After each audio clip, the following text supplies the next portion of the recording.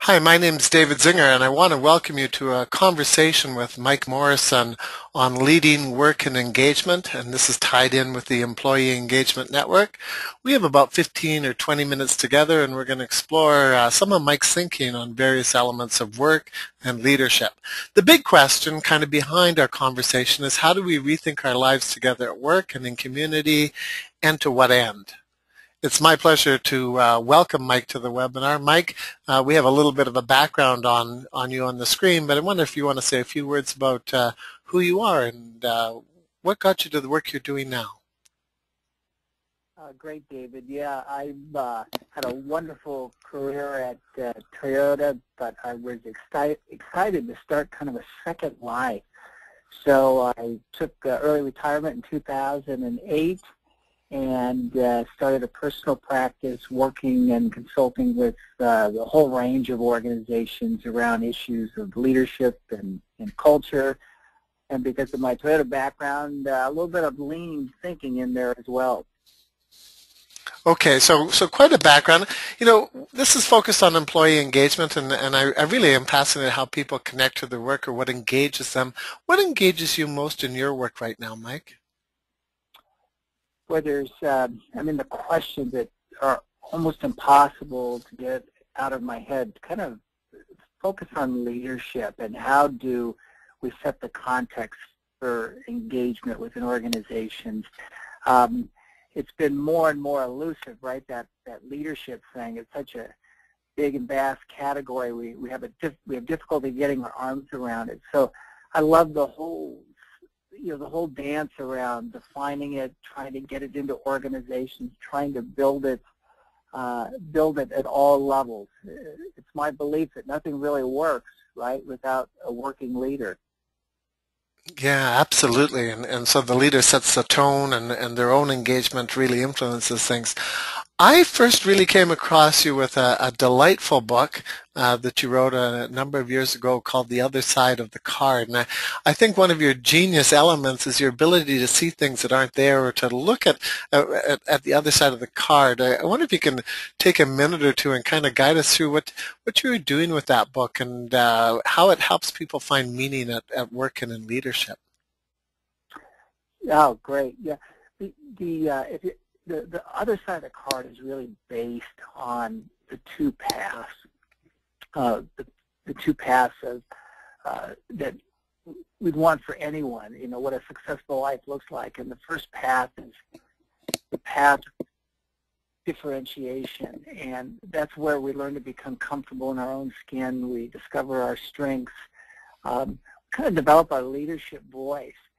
And then the second path is one where we become integrated into the world. We can become something, beyond ourselves, right? It's not just about us. So we become differentiated, and then we become integrated. So what the other side of the card does is explores the different steps to achieving that, right? And it's what we want most from our leaders. We want them to be differentiated. We want them to have a strong presence. We want them to model that as well. But we also want them to create meaning for us, to create something beyond themselves that we can all participate in. So the other side of the card really explores those themes of differentiating and integrating the person into the world. I really loved in that book how you reframed values as promises as opposed to statements that are on a wall or done at corporate headquarters or whatever, to really look upon it as a promise. And just about every workshop I do, I refer back to that line in that book because I think it changes people's view of what a value is. Yeah, and one of the things I think the other side of the card tries to do is reframe things. We do kind of, lose contact with the meaning behind things, particularly in this go-go world we live in. We can just blow by things. So sometimes little subtle reframings can actually get people to think a little differently. One of the exercises I do with people, too, is say, I ask them, find 7 red things in the room. and they'll look around and they'll find 7 things. And the simple follow-up question is, well, what did we just do? Well, we became red aware. But the interesting thing is that won't extinguish. You know, they'll leave the room and they'll see someone in a red sweater, and they'll go, oh, there's red again, and then they'll see a red stop sign, and they'll see red throughout the day. It'll keep connecting to them. So part of what leaders do, right, they make them red aware or aware of whatever, the things that are important. And just simple cues can start to focus attention in an ADD world. Yeah, and I'm colorblind, and I'm looking around at all the red in my office right now as we're speaking. I don't want to contribute to the go-go ADD world, and I'm not even sure this is possible, but I'll extend it as an invitation. I have my business card here. I flipped it around, and I've got a blank side. Is there something that I could focus on or write down or think about to really help me think about the other side of the business card? Yeah, my Learn Plan Do website, we actually have a bunch of exercises, but the key thing is don't hand out a blank card. I mean, one thing I encourage people to do is put their favorite quote on it before they give their card, or put a little recognition or acknowledgement of the person you just met. That could be powerful, right, to get a little handwritten note. But in our workshops, some of the exercises we do that are personal are, listing out, our motto, coming up with, a title, a self-described title. For example, one of the ones I used to use for myself was Visionator.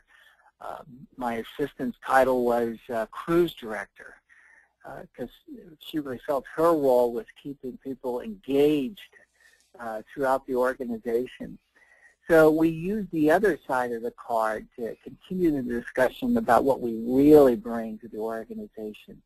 Because on the corporate side of it, right, the organizational side, I see your title, your senior analyst too, but I want to know what your work is with a capital W. I see all your contact information, but I want to also know on the other side of the card, how do I connect with you? So lots of opportunities to take what's blank and start to really reveal who we are and to start making connections with others. Well, I take a few modified versions of that exercise with me, and I always talk about your book and what you're doing. And it's interesting how many organizations are allowing so little white space in people's lives that they don't even leave the other side of the business card empty. I have to buy blank business cards to many organizations to do some sample exercise because they're so busy filling everything up. So I really like how you use some of the white space and how important that is in leadership. And before we began the conversation today, you told me about another book, and so we quickly edited the slides, but you have a new book that's just come out. This Is Not Working. Boy, that's got to be timely for engagement.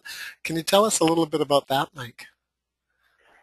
Yeah, what I've found over the last 3 or 4 years is that organizations are increasingly losing their unifying center. Their work cultures are becoming more fragmented.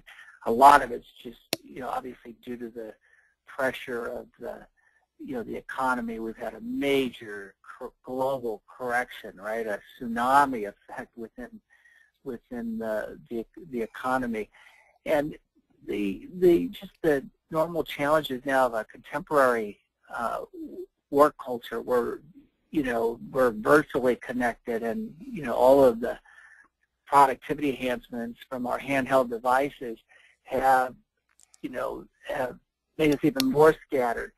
But organizations have lost a lot of what makes the workplace meaningful or special, and as a result, they're less purposeful.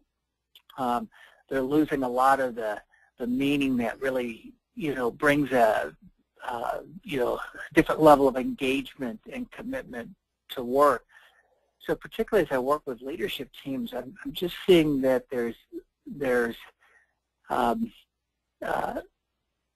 less leadership, there's less capacity, and less personal capacity work on the purpose issues, the things that really do align and motivate an organization. So This Is Not Working is 10 chapters. Each chapter features kind of a poem, what I call systems poetry, kind of a right brain attempt at continuing the discussion beyond the traditional prose about work cultures. And once again, poetry is a kind of a different medium. And I was at a conference in Tucson, and we were sitting at a table with a bunch of people, and they said, we've gone from doing more with less to doing everything with nothing. And you refer to that capacity. It's hard to carve out that time to be even reflective, or to slow down and to read a poem, or to dwell upon it. I think that's one of the gifts, or one of the contributions you're really striving to make for leaders in the workplace. Is that a fair assessment, Mike? Oh yeah, it's what I've noticed too is if you start off by reading a poem, it kind of slows people down. It kind of engages them in a different way. All of a sudden it kind of shifts the whole tempo of the meeting, because we are so used to leaning forward and the urgency of trying to get something done, of checking our phones for a message, in an almost addictive way. So a poem or some kind of a reflection to start a meeting or a conference can kind of get people to shift a little bit of their energy to a more personal way. And so you're also structuring your work currently, and the site that people can find you at is www.learnplando.com, and you use that symbol quite strongly. Tell us a little bit about how that's structured and what people will find there, Mike. Yeah, it's my response to lean thinking on the non-manufacturing side. Plan, Do, Check, Act was developed by Deming, and it's the kind of a learning cycle to close gaps, to remove variance, and it's very popular on the supply side of the business where we make things. But Learn, Plan, Do kind of reverses that and simplifies that, and it's more about the emphasis on learning. Before we jump in to try to solve something, the key is to really grasp what's going on, to collect some data, to get up on the balcony and see things differently. So Learn, Plan, Do is about applying, thinking process to our knowledge work environments. So it's a much more simple conceptual model, but it reminds us that we always begin with learning, and that's where we end up. Once we do something, where the environment is now rich for learning something. Yeah, and I think Marshall McLuhan back in the 1960s once said, in the future we will not earn a living, we will learn a living, and really you're putting that with a real high priority, not only in the workplace, but certainly for leaders too. One of the areas that has fascinated me about what you've been writing recently, I really am quite fond of leveraging and using our strengths, but I think at times we can have some blind spots around that. I wonder if we can talk a little bit about some of your recent writing on the strength movement, and something that people might not be seeing if they embrace it so fully. Yeah, that's it's what I've noticed, David, and I'm a big advocate of strengths. It's where I always like to start the discussion. It's a great catalyst for getting things going in a positive way, to lean into our strengths, to acknowledge them. But unfortunately, in a lot of organizations, the whole strengths development process has become kind of oversimplified, and it kind of stops there. People start using it as an overgeneralized identity of who they are, and you're much more than your strengths. We have to be careful not to let them, keep us from, being more to the world. One of the examples I use in the writings is the demands of leaders at all levels of an organization continue to increase, and we need to have a much broader repertoire of skills. we've got to be careful not to, get too comfortable with kind of our own self-reported strengths and not venture out and develop capacities because they may feel a little bit foreign to us at first. Yeah, it seems to me, we have all these strength inventories and your top 5 strengths, and some people feel they're in touch with their strengths just by doing an inventory, but it's a pretty anemic approach to have a strong workplace that, also embraces where your weaknesses are, where your challenges are, and how you can even, bleed your strengths together with your weaknesses or whatever. So I think you did a really nice job in those last few email posts, and they're also at your site at Learn, Plan, Do about a little bit of our myopia around strengths. Anything you'd like to add to that? No, just I think I would encourage people to really look beyond their their comfort zone. I do believe that sometimes it's almost wishful thinking that we could self-identify these special gifts, but I believe people are merging. I don't think we discover ourselves. I think we are continually developing ourselves. So I would just encourage people to use strengths as a catalyst for starting the conversation, but to continue to move beyond it. Okay. Now, if people go to your site, they can see a number of poems that you created. This one reminded me of R.D. Laing, who wrote a book called Knots many, many years ago.